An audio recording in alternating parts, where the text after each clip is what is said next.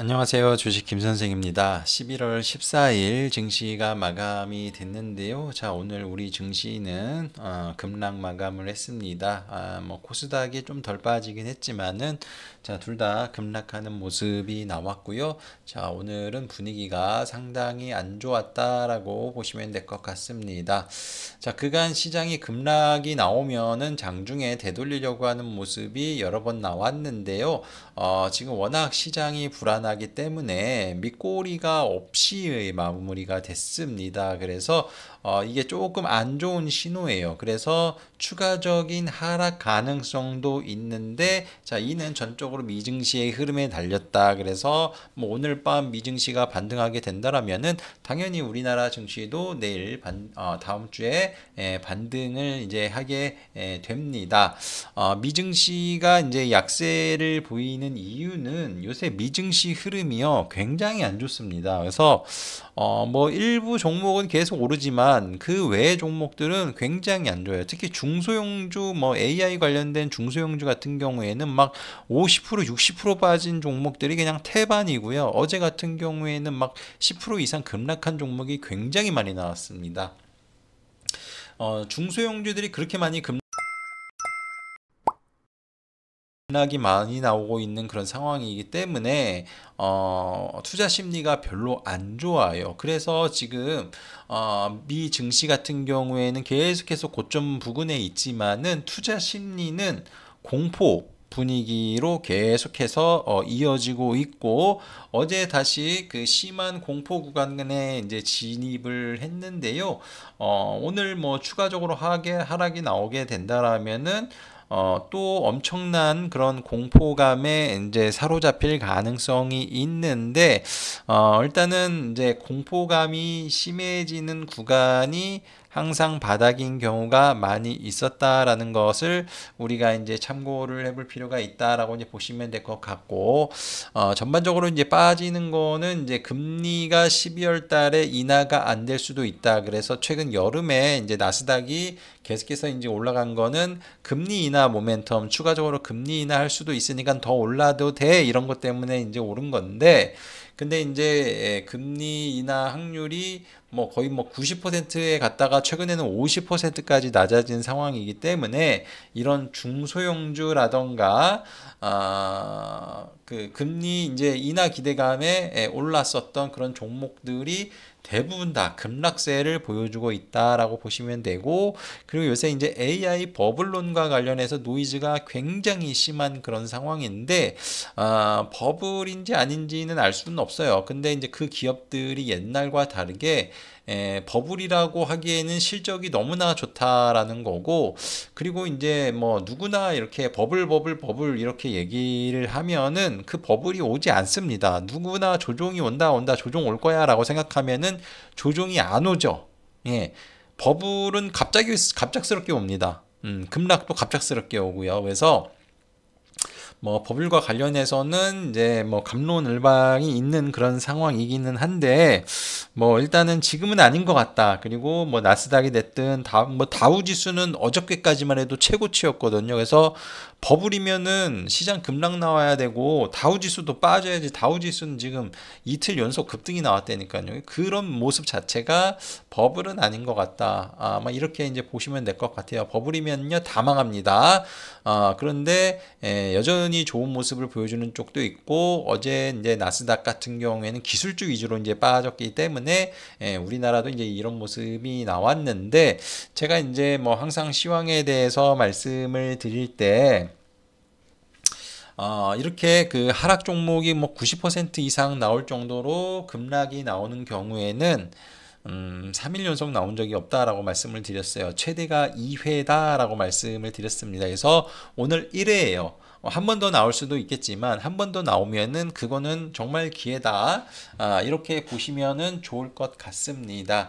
자, 그 과정에서 개인이 팔아가지고 빠지면은 더더욱 방등할 가능성이 이제 높다라고 보시면 되는데, 오늘 같은 경우에는 외국인 기관 둘 다 엄청나게 매도를 했고 밑꼬리도 없는 그런 상황이라서 추가적인 조정 가능성은 있다라고 보시면 되는데 코스닥 같은 경우에는 또 양호해요. 예, 그래서 좀 애매모호한 그런 상황이기는 합니다. 그래서 지금 이제 삼성전자를 저는 주로 보고 싶은데 제 예상이 맞다라면은 삼성전자는 여기가 저점입니다.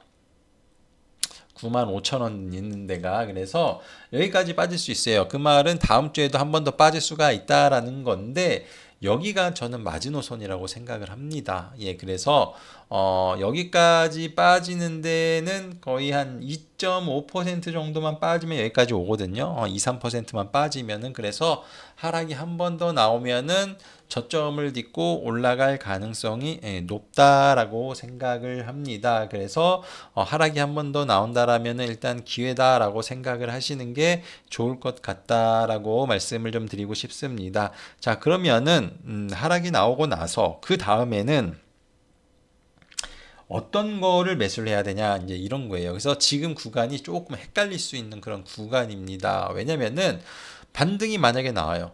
그럼 반등이 나오면은 사실 반등이 되게 세게 나올 가능성이 있거든요.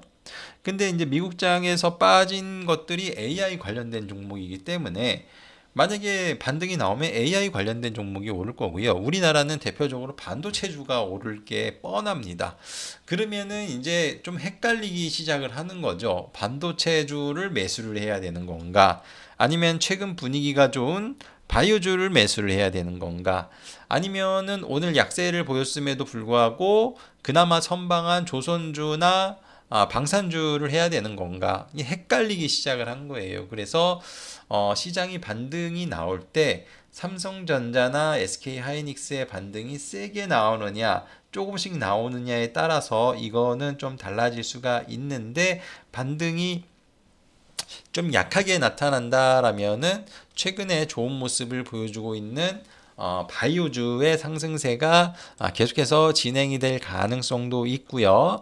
그리고 오늘 조선주들도 좀 올라오는 그런 모습을 보여줬는데 조선주들이 올라갈 가능성도 있습니다. 예, 그래서 뭐 중소형주나 대형주도 올라갈 수도 있고 방산주가 대상이 될 수도 있습니다. 뭐 원자력이 될 수도 있고요. 그래서 반등 시기에는 이제 이런 종목이나 그리고 최근에 올랐던 금융지주사 자 이런 종목들이 오를 가능성이 있다. 이제 이렇게 이제 보시면 될 것 같아요. 자, 그런데 반도체주의 반등, 삼성전자, SK하이닉스의 반등이 세게 나오면은 그때는 반도체주 위주로 갑니다. 그래서 최근에 이제 올랐던 바이오주는 조정이 나올 수도 있다. 그래서 이게 어떤 흐름이 나올지는 예측을 못해요. 예, 그래서 우리가 이런 흐름이 나올 가능성이 있다라는 걸 인지를 하고 그날 흐름에 따라서 대응을 할 필요가 있다라고 보시면 돼요. 물론 뭐 제가 얘기를 하는 건 일반적인 거고 이런 일반적인 흐름이 안 나올 수도 있지만 지금까지는 그래 왔다. 반도체주가 강할 때 바이오주가 약했고 바이오주가 강할 때 반도체주들이 생각보다는 부진했다. 자, 이렇게 이제 보시면 되고 혹은 뭐 이런 경우가 있을 수가 있어요. 지금 최근 들어서 코스닥이 좀 양호한 모습을 보여주고 있거든요. 그래서 뭐 어제나 그저께 보게 되면은 보통 코스닥도 한쪽이 강하면 한쪽이 약한 그런 모습이 나오는데 최근에 보면 같이 올라가는 그런 경향을 좀 보여줍니다. 그래서 뭐 바이오주도 오르고 반도체도 오르고 2차 전지도 동시에 오르는 이제 그런 모습이 종종 관측이 되는데 그렇다라면은 의외로 코스닥 중심으로 올라갈 가능성도 있다. 이렇게 이제 보시면 될 것 같아요. 그래서 그럴 가능성도 있는 이유 중에 하나는 지금 외국인들이 우리나라를 매수를 안 하잖아요. 개인과 기관이 매수를 열심히 하면서 지금 시장을 좀 이끌어가는 이제 그런 상황인데 이제 뭐 11월 달 만기는 끝났고 12월을 보셔야 되는데 지금 12월을 보게 되면은 지금 외국인들이 엄청나게 손실을 보는 그런 상황이에요. 그래서 지수가 여기서 더 빠져도 손실이에요. 빠지려면 여기서 진짜 막 시원하게 빠져야지 수익으로 전환이 되는데 이제 그러기가 쉽지가 않습니다. 예, 그래서 얘네 입장에서는 어떻게든 빼는 게 좋아요. 그래서 빼는 게 좋기 때문에 일단 코스피 쪽을 안 건드렸다가 그 부담이 없는 코스닥 쪽을 올릴 수도 있다라는 거예요. 만약에 여기서 지수가 올라가면은 이 외국인들은 손실을 더 봅니다. 가면 갈수록 손실이 더 봐요. 여기서 이제 지수가 엄청나게 급등해서 막 전고점 가고 막 연말에 막 5천 가네 막 그런 얘기인데 연말에 5천 가면은 손실이 조 단위로 늘어나게 됩니다. 예, 그래서 얘네가 그냥 가만히 있거나 적극적으로 안 할 수도 있어요. 그런 경우에는 손실이 그나마 줄어들죠. 예, 대신에 코스닥은 거기에 대한 영향이 없으니까 코스닥 시장 위주로 갈 수도 있어요. 그러면은 코스닥 위주로 가면은 바이오주도 가고 반도체주도 가고 2차 전지주로도 갈 수는 있는데 최근 분위기는 바이오주가 가장 좋다. 이렇게 이제 보시면 될 것 같습니다. 그래서 제가 이제 바이오주 봐야 되는 그런 종목들에 대해서 계속해서 이제 말씀을 드렸는데 뭐 다른 거 보실 필요 없이 자 여기서 여기까지만 보시면 된다.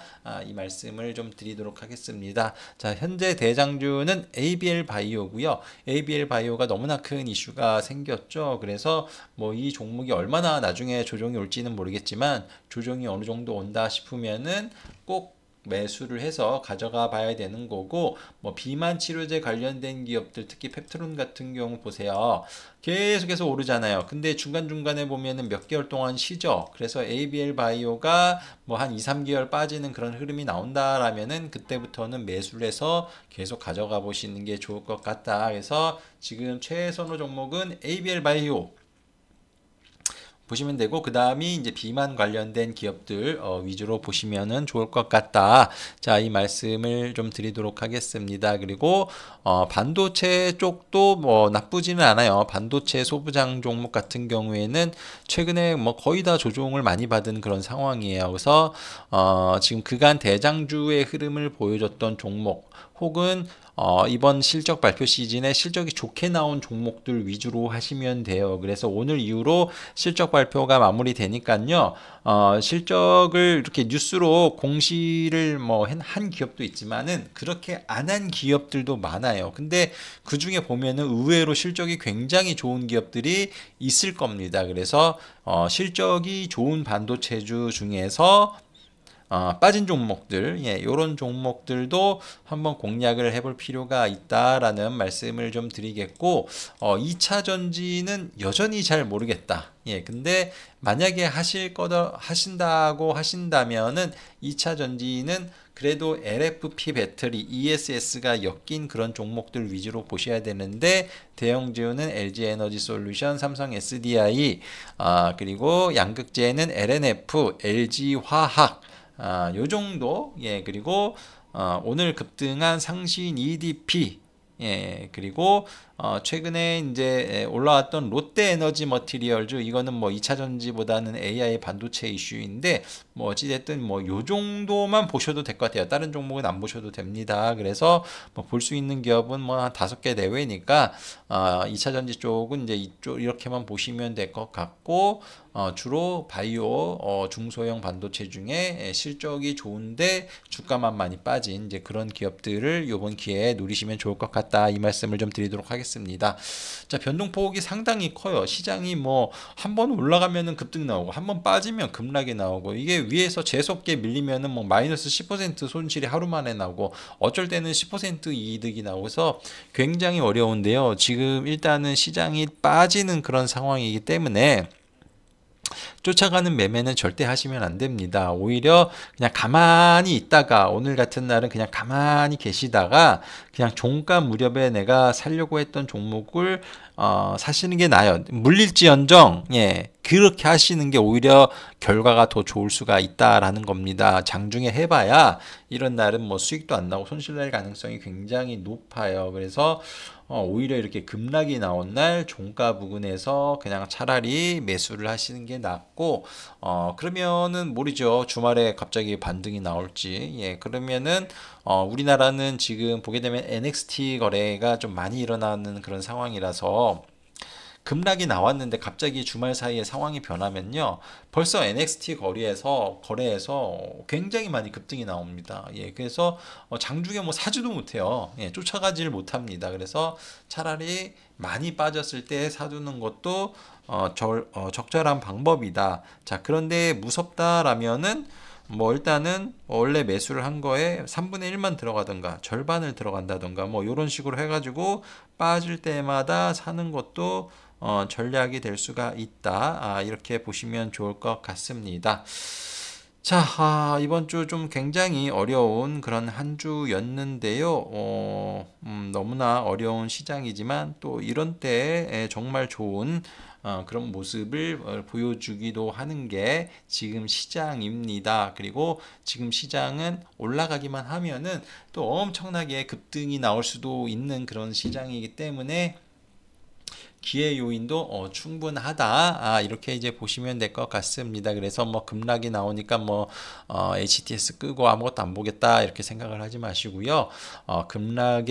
급락장에 내가 갖고 있는 종목 중에 생각보다 못 오르고 부진하고 올라갈 가능성이 없는 그런 종목들을 과감히 정리를 하시고 될 만한 그런 종목들이 많이 빠졌을 때 공략을 하시는 게 굉장히 좋을 거다. 자, 이렇게 말씀을 드리도록 하겠습니다.